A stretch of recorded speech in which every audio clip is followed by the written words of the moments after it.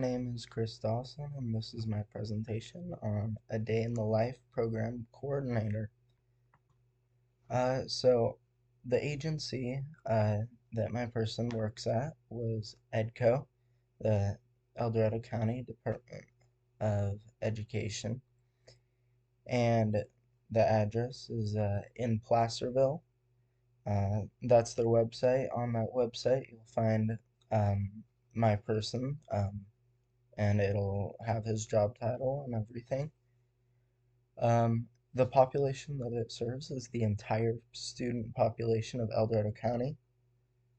Some services that are offered by EDCO are student and family support, child development programs, special education services, and etc. So the person that I was interviewing was Tim Hooey. His job title says program coordinator, but when I talked with him, he called it more of a wellness coordinator.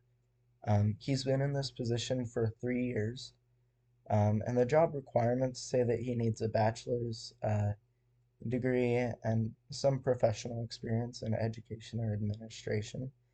Um, but the experience he actually has is a master's degree, and he has worked for 10 years as a marriage and family therapist. Um, he chose to be in the field of social work because he really had this skill of thriving when people are kind of in pain a little bit. He thrived in helping them. Um, so he really wanted to put that skill to good use for his future. So that's why he chose social work. Some day-to-day duties that he has. Most of his work time is during meetings or training other people. Those people could be students for peer advocates at schools. It could also be staff and other adults because he has his background in therapy. He might want to help them. He might want to help them help others. Um, so yeah. The meetings could be, he said that they're sometimes on Zoom, sometimes in real life. It really varies for most of the time. Um, and other than the meetings and training, really, all he spends his time is planning for the future. What can we do to help people more? Maybe if there's a future event or anything. When he previously worked on school sites, about like half of his day was spent conducting in one-on-one sessions with students, mostly just trying to help them out, using that background in therapy. Um, yeah.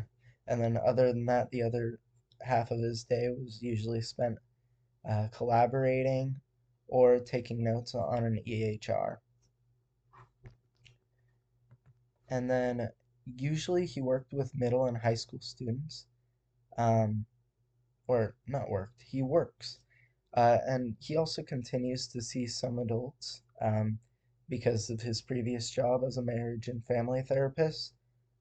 He didn't want to cut them off, kind of thing. So instead, he just continued seeing them.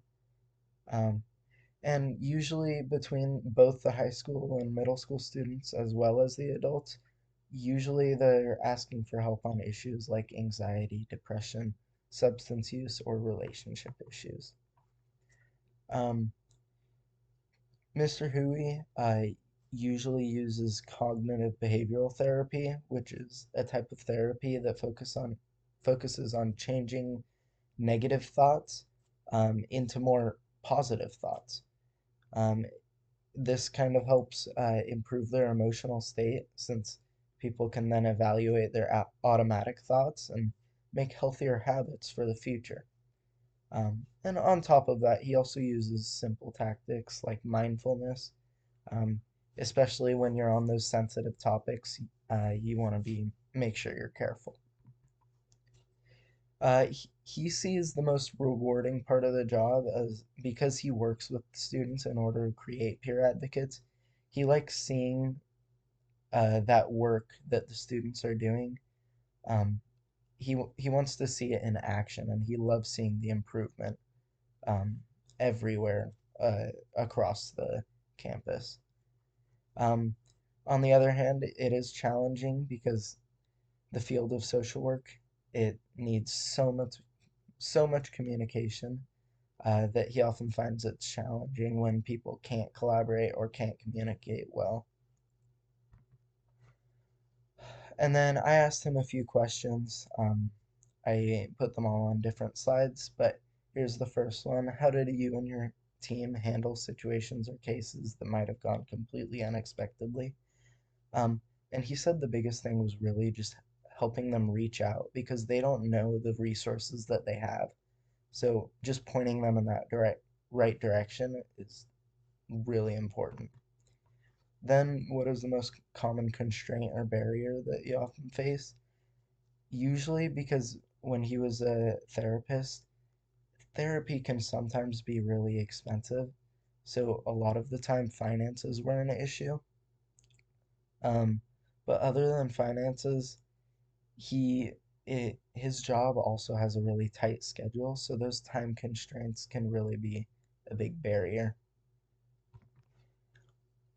And then, how is the level of performance evaluated? How do you know if you're doing well? And he said that the clients give feedback surveys, so you can always improve using that. Um, and then also, you just know that you're doing well when clients want to come back, want to come see you again. And then, what type of support do staff members receive? Um, because social work can be really hard on each other. Um, because you need to have self-help in order to help others. Um, so he said that usually there's weekly check-ins, so other staff members will help if you need anything at any time. And then I asked him, what skills do you look for in new hires? Since I'm only a high school student, um, I have a lot of time before I would go to a job like this because of the job requirements. So I asked him how I can improve, basically. And he really focused on three things. It was really just focus on your empathy, learning when to listen, and trust, because you have to maintain the trust between. You have to make sure that you can maintain trust between client uh, and yourself, but also yourself and other staff members. You got to make sure you have a good work environment in order to help others. And then from my point of view, from what I've seen, it seems to have a lot of meaningful relationships.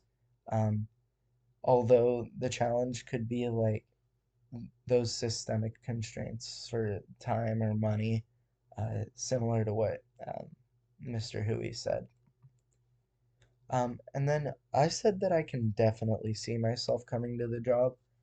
Um, it's it seems like an amazing job, and it just helping myself out with the um, requirements of emotional resilience and communication. That's only going to help improve my life um, inside and outside of the work. So I think I could definitely see myself doing this and having a great life outside of the work too because of it. And then my final thoughts. This interview just gave me a much clearer understanding of the school-based mental health. Um, and I was really grateful for that opportunity that Mr. Huey provided, and also for the work that he's done to make an impact on the lives of students and families. I've seen it even at my school at Oak Ridge. Um, I can see that he's really making an impact. I've seen him visit. Uh, I actually met him there, and it was just really, I was really grateful. So, yeah, thank you for listening to my presentation. And that was a day in the life of Mr. Tim Hooey, program coordinator.